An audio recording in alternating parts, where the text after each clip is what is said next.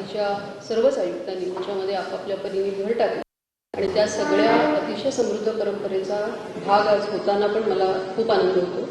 प्रत्येक शहर स्वतःला सततच नव्याने शोधत असतं, रिइन्व्हेंट करत असतं. त्यामुळे नवीन चॅलेंजेस, नवीन आव्हानं येतात आणि आता आयुक्तपदाची सूत्र हाती घेतल्यानंतर ही सगळी आव्हानं आधीच्या माझ्या प्रिडेसेसर्सनी ज्या पद्धतीने त्याला सामोरे गेले त्याच पद्धतीने मी सुद्धा इथे असलेल्या सगळ्या टीमच्या मदतीने मी त्याला सामोरं जाईल आणि शहरासाठी जास्तीत जास्त चांगलं काम करण्याचा प्रयत्न करेन.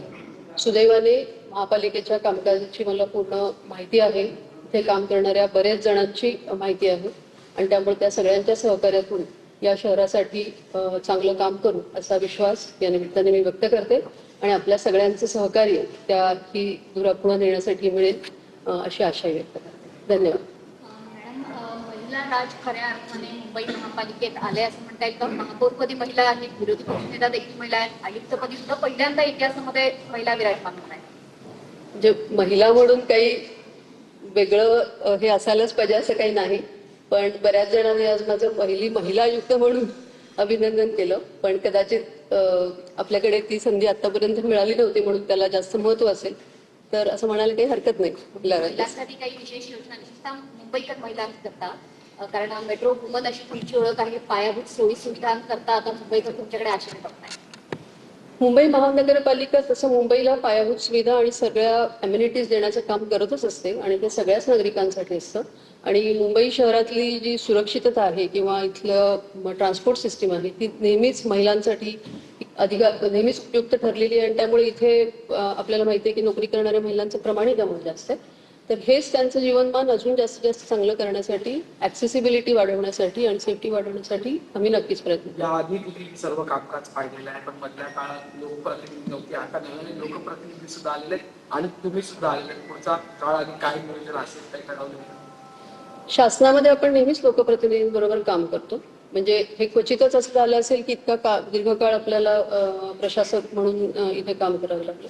पण यापूर्वी सुद्धा जेव्हा 2020 मध्ये मी होते, 20 ते 22 आपल्याकडे इथे सदस्य होते आणि जरी कोविड कालावधी असला तरी नियमित बैठकाही व्हायच्या सगळ्या. त्यामुळं लोकप्रतिनिधींबरोबर काम करण्याचा अनुभवही आहे आणि त्याच्यातूनच म्हणजे प्रशासन आणि लोकप्रतिनिधी या दोन्हीतूनच आपण कुठलंही शासनाचं काम जास्तीत जास्त चांगल्या पद्धतीने होतं.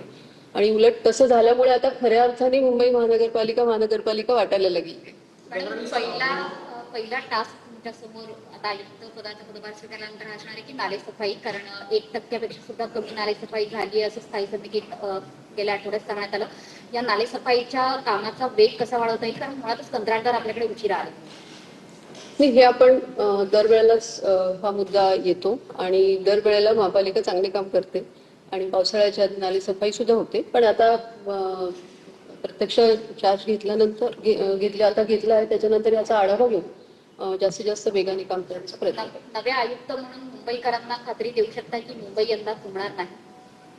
नक्कीच खात्री देऊ शकतो. याचं कारणच असं आहे की गेली अनेक वर्ष, कारण पूर्वी मी केले मुंबई महानगरपालिकेने सातत्याने मुंबईतला फ्लड रेझिलियन्स जो आहे तो वाढवण्याचा प्रयत्न केला वेगवेगळ्या प्रकल्पांच्या माध्यमातून आणि आताही तोच वेग पुढे नेऊ.